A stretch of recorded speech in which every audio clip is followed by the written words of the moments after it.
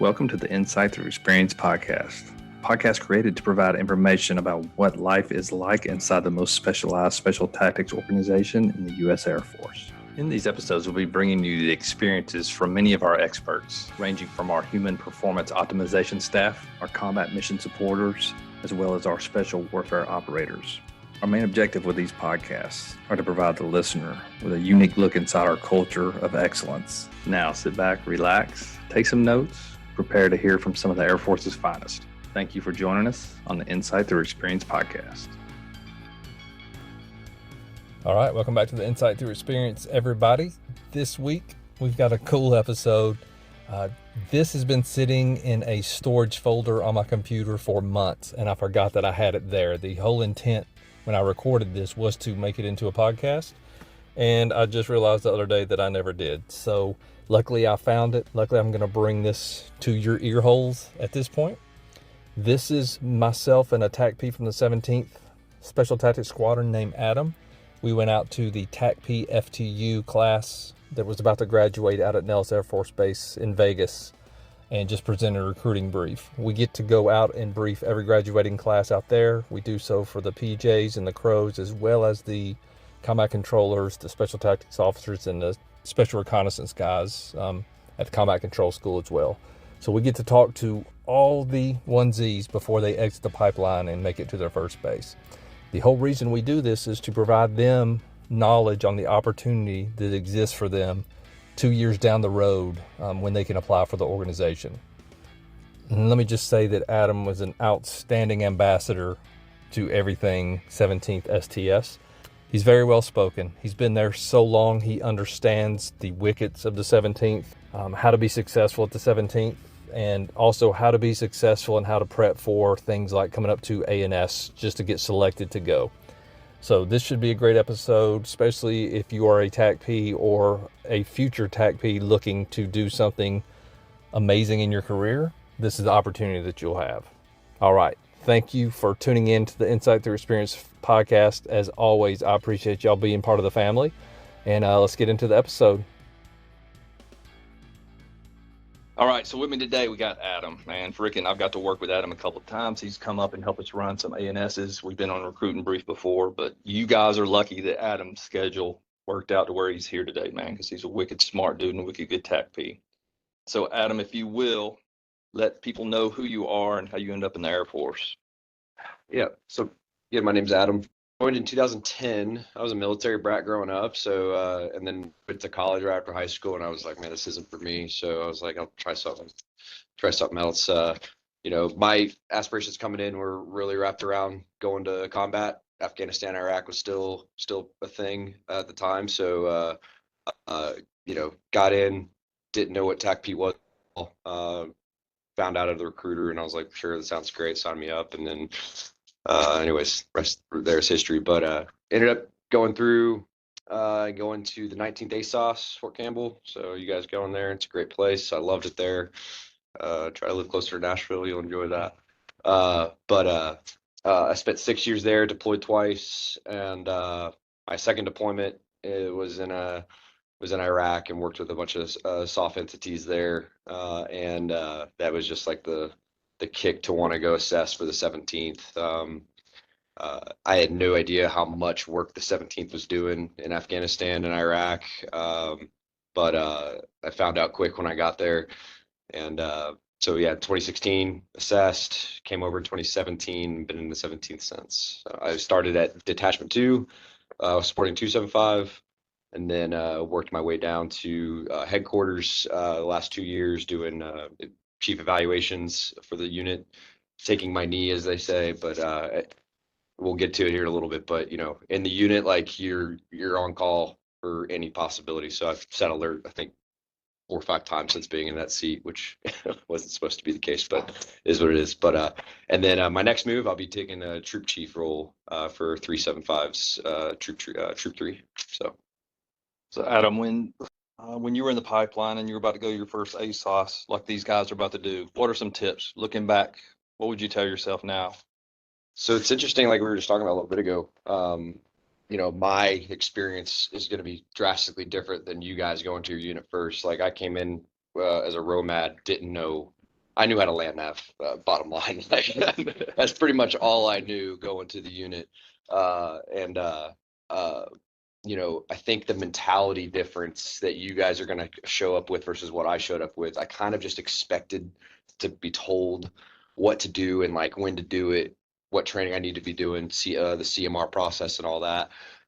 For you guys coming to your units, you'll be JTAC qualified or need an eval. Is that correct? They'll need an initial eval. Initial eval. Okay, so you already have like a vision and goal. And what I can tell you, like going there, and what I wish I'd have done more is seek out the right people in the unit and you'll see them. You'll know who's there to train, who's there to be the best in the unit, and freaking attach yourself to that guy and like find work. If you find yourself in the team room and sitting on a computer and dudes are scrolling through Facebook or whatever the hell else they're doing nowadays, like, man, go find work. There's something to train on.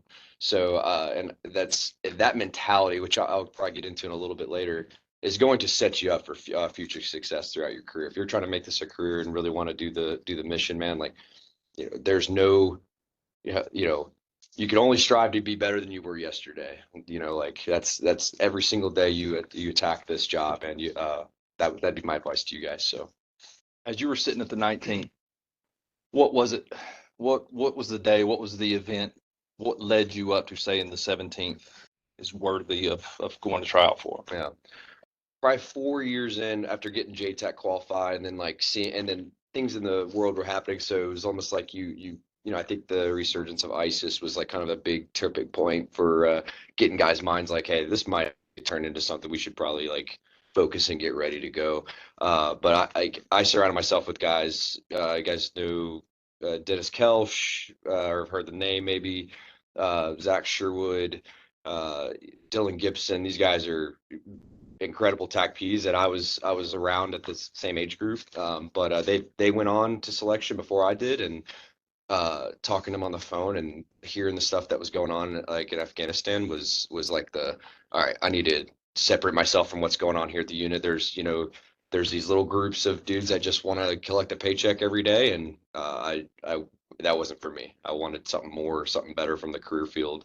I didn't want to pretend that I was doing anything great and grand. I wanted to actually just do it. It wasn't about a status or a post on social media. It was about like just going and doing the mission. So once that clicked in my head, I got on a really good training program, and my 100% dedication was to that. And what was funny about that is like there was almost nothing happening at the unit that I had to put effort and focus into. It was just myself at that point to get physically ready, and it worked out. So, what are some things guys should consider when making the decision to come up here? Understanding and having a unit, like family unit, understanding of what you're actually signed up to do, the transparency between you and your families, for those that are married or maybe those that are in serious relationships, have a good understanding of what you're going to do. And if they understand and are supportive, like that is step one. If there's doubt, and if you're trying to make that marriage work, and there's pushback, really, I would focus on that before making the decision. I'm not saying that like you're just away from family 24/7. However, there are times, and I'm sure we'll get into it in other questions, but with how our crisis response works, everything that's going on in the world, like we don't truly know what tomorrow, like, or today could, pop up, and we're on a flight in, a few hours going somewhere else. So it's just that dynamic lifestyle is something for families should be really hashed out and understood. And then the transparency between you two. Don't think that you have to keep every secret that you're doing from your spouse. Like, you're not giving away national security tips, but you can tell them like, hey, this is what's going on. This is why we're training for this. This is why we're going here, blah, blah, blah. So, neck that down. Understand your why, is for you single guys, or for everybody really. If you're coming into the unit because of some sort of, internal competition to somebody else, and you're not really here to sign up to go do the nation's most sensitive missions and missions of high impact, Secretary of Defense, POTUS directed. If you're not here to do that, don't come. Like, if it's 100% about doing the mission and getting the guys next to you home safely. especially for you JTACs, if you're going out and doing JTAC missions. My job on target was to make sure that sensors were covering every single aspect, and I dedicated so much time and effort to master that craft because I saw the reverse side of it where Rangers weren't coming home. And like that should be your striving goal, is to come in and you're going to make an impact, right? Like it's not about a social media status or some sort of social sentiment to your family. It's about what you're here to do, and it's a mission of extreme value. So let's imagine that you just raised your hand and you're coming up to an ANS, Adam. What advice would you give? Two toughest challenges is going to be understanding what you can't control and understanding what you can't control. It's probably like two big overarching challenges there. You can control your effort. You can control your professionalism. Under that is integrity. It's drive. It's like, what can you in this moment influence to get through whatever event we're asking you to go through. What you can't control is like what your teammates are doing, or what the next event is, how you did on something, and like how you can like get back from the grade or the perception of the instructors and the cadre there. You can't control that. All you have to do is go in there with who you are as a person and put your best effort forward. And again, your effort and your professionalism, two things you control. Physically, talk about that real quick. Like, there's programs that I know the group offers and pushes out. It's a lot of carrying weights in your hands. It's a lot of rucking. Like, you should be pretty damn good at that and be able to, once you get to target, so to speak, continue doing your mission. Infill, exfil, those things are grueling and tough, but like that is part of the job. We could walk 8 miles to a target and then do actions on for 7 hours. So it's, and then exfil, same way. Like that 100%. That's why we do it the way we do. So physically, be prepared. Do not come unprepared, thinking that I could just survive 4 days. Like, we will push that to the limit, and it will show. That's shown every ANS I've been a part of, and I'm sure every ANS that Mr. Free here has seen. Again, going back to the why, that's huge. But showing up, just focus on what you can't control. Like, be reactive to the things you can't control. It's the best way to really approach that. Love it. That's awesome. Our unit is weird, or at least is perceived as weird when you look at our Army and our Navy counterparts. I started throwing things on social media that they don't touch. I start giving prep items for ANS that they won't do. We have evolved our model so much because we want to see the best version of you when you come up, right? Why would I hide what we're going to measure? Why not tell you what we're going to measure and let you prep for it and come up and show us that you can be that measurement, right? Be the best. NFL players don't get surprised at the combine. They know what they're going to do and get to prep for it, right? We do the same thing, and that's our mentality. Our Insight Through Experience podcast, we just released 5 episodes of dudes getting interviewed while they went through the process. So 5 days of ANS, at the end of the night before they go to bed, they're answering 6 questions to let the listener know, this is what we went through today. This is how I should have prepped for it. This is what I need to do better tomorrow to make up for the deficiencies from today. And a lot of them say, I should have just been better physically prepared, like Adam said, because that gives me bandwidth to do everything else in life more if I didn't get so taxed on some of the workouts that we did today. All right, so as you moved up to the 17th, Adam, did you go through OTC at the time? What did y'all have back then? We had the formal AST, down to STTS, not the best model. There's pros and cons to like how we did it, but going through AST, got the base soft bisque skills done. Whether it's jumping, fast roping, or AIEs in general, shoot, move, communicate type stuff. And then once we got to the unit, we went through our first training cycle before you could deploy, and that was the kind of the OJT the workup. Workup for deployment. So it's changed now for the better. They went down and just got thrown in with the controllers down going through STS, and they pulled out of that model and they started running their own OTC. Next year is going to be the first year where that OTC is going to be done up at our compound. So we're combining all the OTCs. This year is going to be a little rough because we ain't got it figured out yet. By the time you guys come up, that'll be a smooth machine. So if you get picked up to come to one unit, you're coming through the same OTC process. They'll just be shreds all the way through. But right now they're running their own. And I'm going to say this because I'll forget to say it later. And I was thinking about this all morning. I'm a TACP. I want to go to where the elite TACPs are, gents. And I would go personally, if I had to make a choice, I would go to the 17th first. Go do my time, get to support some of the baddest humans on the planet, which are the Rangers, and just become the best JCAC you can. And then if I love it and I want to stay inside the community, there's a lot of places you can go and come up and do maybe the recce side or whatnot. All right, Adam. So as you came out of AST, did your first workup, what's that like? What's it like when you got to your first unit? What were you focused on? And then what can these guys look forward to now? So, and how things are shaking out now, a little bit different than when we were still actively. We deployed every single year. I'm sure maybe some people know, like the Rangers were in Afghanistan from, essentially day one to the very last day.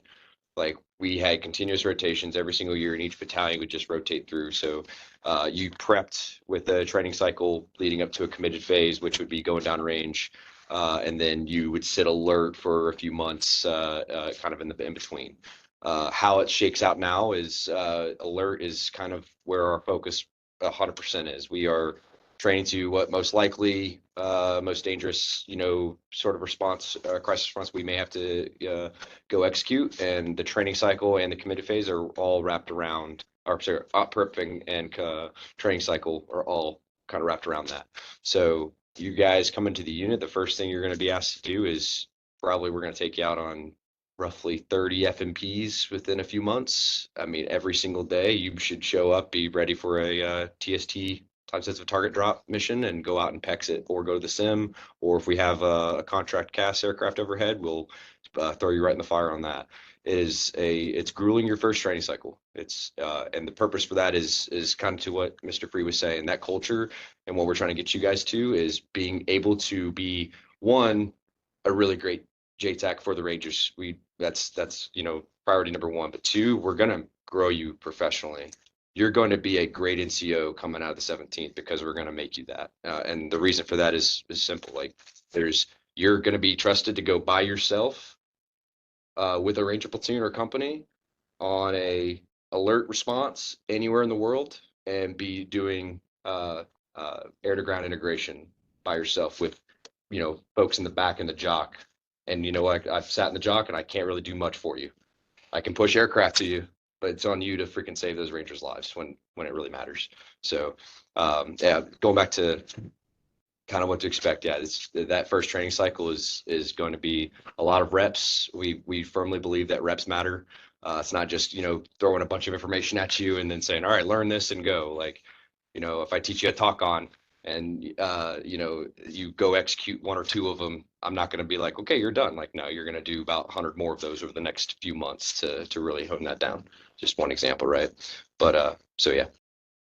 Adam, tell a story, if you will, just something that explains the 17th, real world training, something that you got. Direct action raid we did for a high value target popped up within 24 hours. It wasn't actually tasked to us until 4 hours before we launched on the guy. And I say this story because I want you guys to recognize again, like as staff sergeant at the time, like going out on this mission and seeing how high value it was with a 4-hour notice, it just highlights how much trust the organization puts into you to go do some of these things. So, but we got alerted to where this guy's position was, and we rushed to a VTC, got on with all the aircraft, AC-130, U-28s. We had some fighters show up late in the game, Apaches, everybody on the same phone line, and hashed out a plan as far as the airspace plan and how we were going to go get this guy sensor allocations, phasing gas plans, all these things. We did that within 2 hours, and had a product to be able to send up to our higher command element to monitor everything from the jock perspective. And again, we were out on target, hitting the X from notification to execution in 4 hours. So that night was we ended up getting the guy. The strategic value of that was incredible, the aftermath, because we were, from that one guy alone, we were able to go execute about 10 more DA raids from different task forces that were assigned at the time in that area, all within about a matter of 2 weeks. I say that is because I want you guys to recognize and understand that how much trust is going to be put onto you, even as a staff sergeant. There's senior airmen that are coming to our unit now, and they 100% could be put in that situation if they're aligned to a specific team doing said mission sets. Adam, guy gets to the 17th. I think 5 years has been about the norm, right? So what's that progression look like? Is he going to move? Like, how does that work at the 17th? So up until the last 2 years, it hasn't been quite the norm, and I think that's just due to some of the critical manning gaps we've been having. So we've been shuffling guys around, but you should expect now, like going forward, because we've made a pretty big stench about that in recent meetings. We need guys to come and really get into the groove of things, work with a single platoon or company for 2-3+ years, because just that alone, it builds that rapport with the company. And we, kind of dissimilar to what the ASOS life was like at the time, I didn't really know who anybody was at the aligned battalion or brigade that I was aligned with. That's 100% opposite from us. Like, you're gonna know your PL, platoon sergeant, squad leaders all the way down by first name basis, and you're gonna be training with them all the time. So we want to encourage that culture because when that company is on alert, like, we know, hey, you're going to this on this mission set and whatnot, and you're going to make manifest, and you're going to be, the trusted agent essentially on that team. So 4 to 5 years is what we're aiming for as far as company time. When you come to the 17th, you'll be embedded with the platoon, and then work your way up the IC chain, which for us start with 4 IC when you come out of OTC, and that's basically that first training cycle we're talking about. 4 IC, you're not really in charge of anything. You're there to learn and become really skilled at your job. You'll work your way up to a 3 and 2 IC, which comes with that is a lot of that professional grooming. You're going to be in charge of ensuring like all training requirements are met before you take alert. Running cash trips. You'll be jump master qualified. That is going to be a mandatory item for us. Like, if you want to progress inside this unit, like, you will go through your jump master progression. It includes, right now we're getting free fall positions for everybody because we want to, what Mr. Cree was saying earlier, we want you to come out of ANS, same ANS, go through that OTC combined. You'll have to do a little bit of that OTC shred out if you want to move around the unit, around the group, but like, you have the basic qualifications that everybody has. We don't have time to like just wait on that. It's going to get you all those qualifications, and then we'll like refine those as we go, depending on how important it is. The key there, and what we're trying to keep people from trying to move early, is we want you to grow professionally. Again, that is I'm going to harp on that really hard. Embrace that culture when you come to the 17th and grow before you move on. All right, Adam, talk about support. What are some things y'all have at the 17th? How is it spread across you guys? For us specifically at HQ, we have licensed clinical social worker. We have a operational psychologist. A flight surgeon is a new addition we just got. What helps with that is like internal to us, like all the medical requirements. You guys have to go out and get all your PHAs and then class 3 flight physicals and whatever else there is nowadays. Like, all that's done in house, minus a couple of the more advanced like blood works, things like that, just because it's just a pain to maintain that at the unit, but and that's easy. But like, having those, we have a physical therapist, personal trainer, and a athletic trainer. That aspect has been incredible. The ad we had, he worked for the Seattle Mariners as their lead athletic trainer for many years, and he positions himself up at JBLM at Det 2 because they're so far away from us. It's hard for them to get all the support from our HQ, so we kept him up there. I mean, when you talk about the incredible aspect that I can come to work one day after a rough workout or a rough training event, bad jump, whatever, and just get immediate treatment one-on-one with the guy that sits in our building.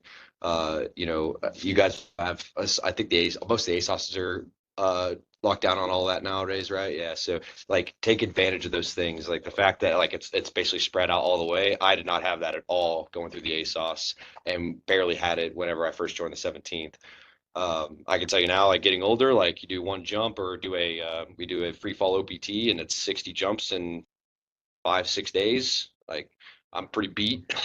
And especially when you're jumping full equipment and everything. Like, so, just keeping that body well at your young age now is going to be so important as you get older, and when you're 35 and you're still asked to go do you know airfield seizures and multiple jumps, like you're going to have to remain tight on everything. So take advantage of those things. Psychology wise, like, man, like, do not shy away from it. Like, you're going to go through things, especially as you guys grow up in your careers. Like, it's going to be tough on families. It's going to be, and our psych has been great about like incorporating my wife into conversations, and it's not just about me, it's about us. And used her multiple times as times got hard, and especially when we were gone. 1 year, almost 300 days that year I was gone, and I had a kid that year, so it was pretty rough. And those resources are there for a reason, so use them, especially even at the ASOS. Don't be afraid to use those things. So it's almost like coming to we say it's almost cliche, but it's almost like coming to a pro level team when you come up to the organization, because we're going to amass everything around you, the operator, to keep you running efficiently, effectively, and keep your family running efficiently, effectively as we can too. We're getting like I said, pro athlete trainers coming to our unit. Like, I'll speak highly of him, but the guy we got from the Mariners, like, I don't even know what he did to me one time, but I mean, just doing shoulder work after a rough training event, like, I felt incredible the next day. Like, so yeah, it's really awesome. One thing I want to touch on, and then we'll take questions, is the officers, right? So Adam, talk to the officers about your experience at the 17th, them coming up to the debts, taking over. What does that progression look like? Do they start off in charge? Do they start off as a number two? How does that work? Yeah, so for a while, when I first joined, all we had aligned to the detachments or the troops was one officer, and usually it was a captain. Coming into that position with like no background to the soft world was a hurdle for them to get through. And I'll still say it's a hurdle, because you're going to be put in charge of a lot of different things, and be required to learn at a rapid pace, no different than probably what you're going to be expected to do when you get to the ASOS. Like, it's extremely important that you're not just in the receive mode of training. Like, understand what you're really coming there to do, and that's to lead men, and both operationally, administratively, like, and get things done for them so they can be successful out on the battlefield. Integration is so important. How a captain that's just graduated, or a first lieutenant about to be captain, just graduated OTC, and like, he's coming to Troop 3, and I'm taking over as the troop chief, and him and I have already been discussing. He was very much in a like, I want to be the best operator mentality throughout OTC and learn all these special skills. And I'm like, talk to me about this. I have no idea what that is. Talk to me about this. Yeah, I need to look into that. Like, those things are great. You should understand and be able to do the things that that the enlisted guys are doing, but like, it is so important for you to really recognize what you're actually coming up there to do. And if you have questions on that, like, I can put you in contact with the right O's that are doing those things in the unit. I'm sure Mr. Free can speak on a lot of those things as well, and point you in the right direction. But I expect to come now to be a 2IC and the O perspective when you come to the troop, and then you'll quickly move into that flight commander, troop commander role, probably within 2 years. As you guys know, your time on station is kind of a pain to work through. So, and once you're there, you're doing battalion level TAC 1 airborne operations, working with the battalion commander of the regiment, of the Ranger battalions, and that job is extremely important. So. All right, guys. So really the intent of all of that was just to get a little bit of knowledge in your heads, but also hopefully spark some questions. Aside from like obviously learning, being a better JTAC, like you're explaining how TACPs in the future need to be more masters at just aircraft in general, like potentially ATC. Do you have any things that once we get to our unit, we pass our initial eval, we're still learning our JTAC stuff, but we can look into to kind of take a step towards that as well? I could tell you one thing, and on this, and I'll have arguments with people about this a lot, especially different components inside the JTAC world, which is all of them: Marines, Army, Navy. being a good JTAC is more than just passing 9 lines. It's more than just passing a good talk on marks restrictions and getting the bomb on the ground. There's so many other aspects to that. You know, in your guys' time, hopefully short time at the ASOS before you want to try to come over to us, harness that every aspect. And I think the ASOS are getting better at this, like in really understanding what a concept of fires really means. It's not just fires, it's integrating ground to ground, it's integrating medevac and HLZ preparations. It's sensor management, understanding the capabilities of your sensors, how you integrate those sensors into a mission set that's going to best meet that GFC intent. Understanding what it means to meet GFC intent. It's not, I'm just going to drop this building. It's like, how are we going to do this? How are we going to mitigate the threat or the threat to friendly forces? How are we going to mitigate CDE to the surrounding compounds? There's so many different aspects you can dive into. And I think it's really important that you hone in on those things as best as possible before coming to us, because I promise you our OTC and like our OJT aspect, when you get to the team, we're going to get you there. Like, it's going to be brutal. Like I said, that first training cycle, rep after rep after rep, but we'll get you to that aspect. What we struggle to do is get you to that aspect if we're still teaching you guys kind of some of the basics of being a JTAC, right? The ATC aspect, there's still some hurdles that we're trying to get through to get some guys qualified. Mainly that's more administrative, big Air Force things. But you know, LZSO, DZC, those aspects, like those are really kind of a little easier to teach, you know, when you get there versus like trying to figure that out now. But what you guys can't control right now is how good of a JTAC you can be, and that's seeking out the right instructors at your units and getting those reps, man. Like, you got to seek it. That's like, you can't just sit around and expect someone to put more effort into you than you were willing to put in for yourself. Does that make sense to everybody? I think the other thing I would suggest, just for all of you, I went to a TACP selection a few years ago up at JBLM, and a major was there. He was the DO at one of the ASOSs. I think it was at the 5th time. And we were talking. It's like, hey, what are you experiencing at the like senior airman level guys when you come in? He's like, we can't stick live ammo with some of our guys right now because we don't trust them with their weapon as much. And we see that when guys come to our OTC, right? Younger guys will show up and they don't have the foundations of small unit tactics or any of those basic patrolling, anything that you should know. They look like they're not comfortable holding their weapon. You cannot focus on what we need you to focus on if you show up without the foundation. So any chance that you get inside your organizations to train on just basic stuff, maybe the radio don't even come out with you that day. Maybe it's just going and doing basic small unit tactics. Get reps in at that, because again, it's almost like being physically fit when you come to the ANS process. It gives you all the bandwidth back of you having to focus on that. All that becomes repetitive and part of your instinct. And then you can focus on your JTACery and everything else that you're really on target for, right?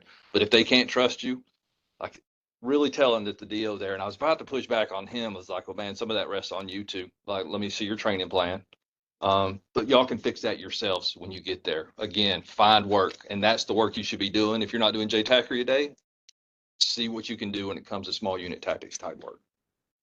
Yeah, I mean, that's a fantastic point. I'll bring up a story real quick on that note. When I was getting ready for selection, I hope the ASOSs have changed this perspective. I think they have from what I'm hearing.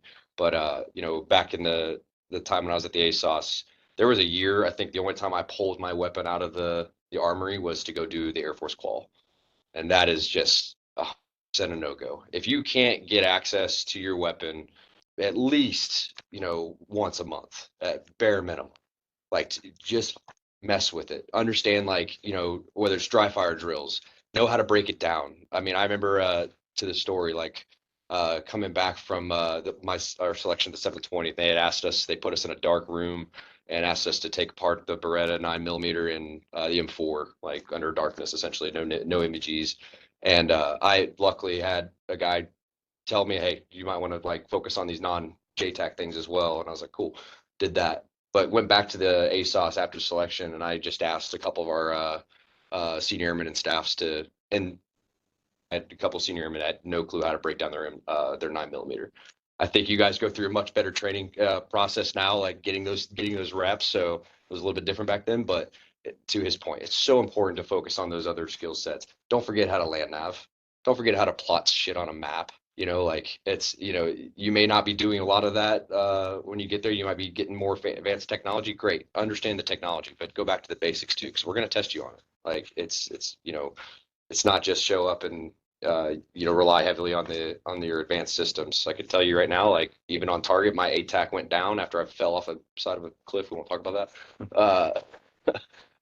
And I had to do foot pace to measure out a HLZ, HLZ black that wasn't pre-planned to bring in a medevac because I didn't have my map to like draw actual distance on where I was standing. So like, you know, getting those like different reps and or you know and problem solving aspects down as well is super important to his point. So with everything I was just talking about the last question, as far as mixing in with Ranger Regiment, how much do they value?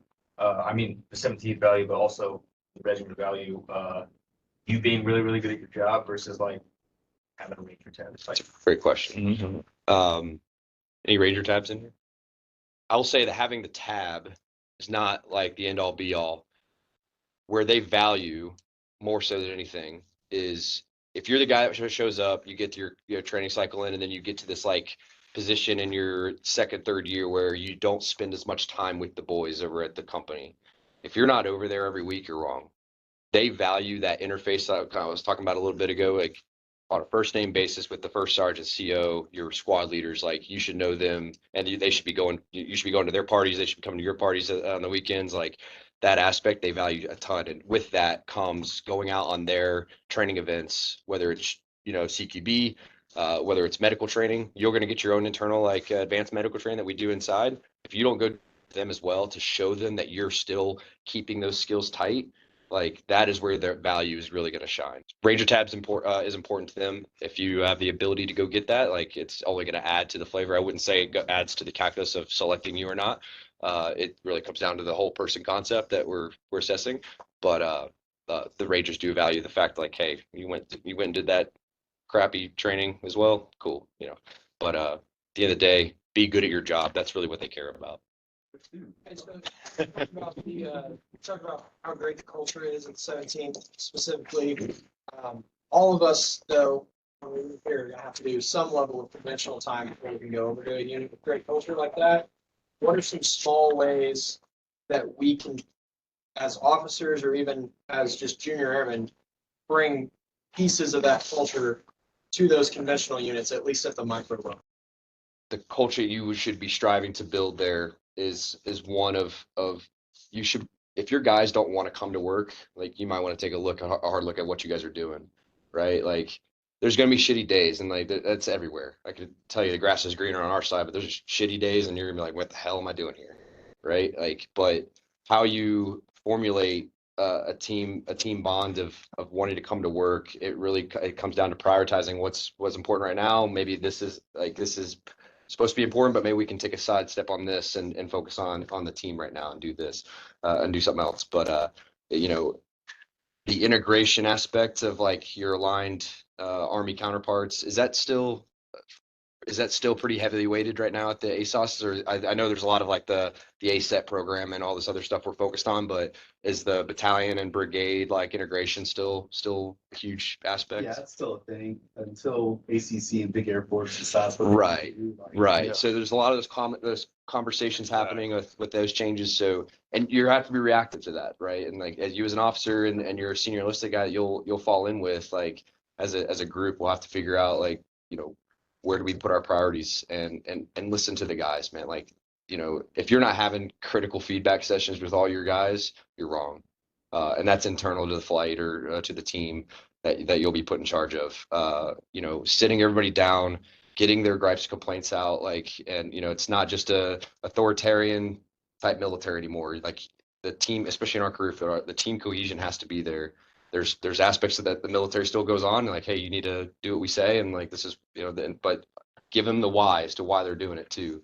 If you're just telling people to go out and do something and it's like I have no clue what the hell we're doing or why I'm doing this, you might want to take a hard look at how you're presenting that information. So that all that combined will formulate a good culture at your ASOSs and set you up for that success when you come over to us. So that we're challenged with that too. Like we have guys that are pissed. There's training event after training event, traveling 24/7. And then it's like, man, we just did all this training and for what? Like now we're going on to the next thing.